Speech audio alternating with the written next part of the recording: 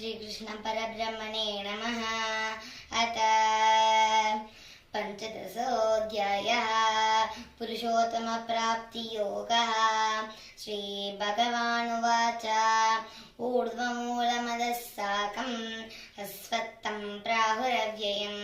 छन्दांसि यस्य पर्णानि यस्तं वेद स वेदवित् अधश्चोत्तरं प्रसृता तस्य शाखा पुनः प्रवृद्धा विषयप्रवालाः अतश्च मूलान्यनुसन्ततानि कर्मानुबन्धीनि मनुष्यलोके न रूपमस्येह ततोपलभ्यते नान्तो न चादिन्न स सम्प्रतिष्ठा अस्वत्थमेनं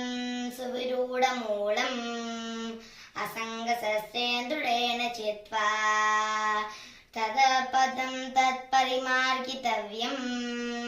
यस्मिन् गता न निवर्तन्ति भूयः तमेव चाद्यं पुरुषं प्रपद्ये यतः प्रवृत्ति प्रस्तुता पुराणी निर्माणमोहाजितसङ्गदोषा अध्यात्मनित्या विनिवृत्तकामाः द्वन्द्वैर्विमुक्ता समदुःखसञ्जैः गच्छन्ति मूढाः पदमव्ययं तत् न तद्भासयते सूर्यो न शशाङ्को न पावकः यद्गत्वा न निवर्तन्ते तद्धाम परमं मम ममैवांसो जीवलोके जीवभूत सनातनः मनःषष्ठानीन्द्रियाणि प्रकृतिस्थानि कर्षति शरीरं यदवाप्नोति यच्चाप्युत्क्रामतीश्वरः गृहीत्वैतानि संयाति वायुर्गन्धानि वासयात् श्रोत्रं चक्षुस्पर्शनं च रसनं घ्राणमेव च अधिष्ठाय मनश्चायं विषयानुपसेवते उत्क्रामन्तं स्थितं वापि पुंजानं बाहुनान्वितं विमूढनानुपश्यन्ति पश्यन्ति ज्ञानचक्षुषः यतन्तो योगिनश्चैनं पश्यन्त्यात्मन्यवस्थितं यतन्तो प्रकृतात्मानो नैनं पश्यन्त चेतसः यदादित्यगतं तेजो जगद्भासयते किलं यच्चन्द्रमसि यच्चाग्नौ तत्तेजो विद्धि मामुकम् गामाविश्य च भूतानि धारयाम्यहमोजसा पुष्णामि चोषिति सर्वाः सोमो भूत्वा रसात्मकः अहं वैश्वानरो भूत्वा प्राणिनां देहमाश्रितः प्राणापानसमायुक्तः पचाम्यन्नं च दुर्विधं सर्वस्य चामृति सन्निविष्टो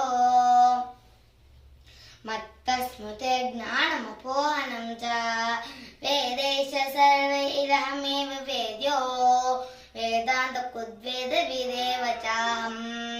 द्वाविमो पुरुषो लोके क्षरश्चाक्षर एव च क्षरः सर्वाणि भूतानि कूटस्थोऽक्षर उच्यते उत्तमपुरुषस्त्वन्यः परमात्मेऽतिदावृतः यो लोकत्रयमाविश्य विवर्तव्यय ईश्वरः यस्मात् शरमतीतोऽहम् अक्षरादपि चोत्तमः अतोऽस्मि लोके वेदे च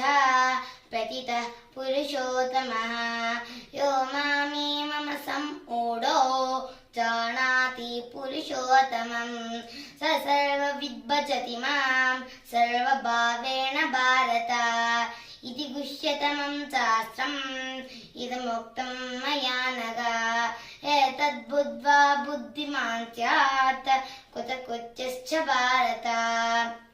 ओम तत्सदिति श्रीमद्भगवद्गीतासु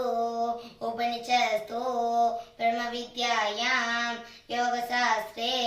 श्रीकृष्णार्जुन संवादे पुरुषोत्तमप्राप्तियोगो नाम पंचदशोऽध्यायः। ధన్యవాదాలు।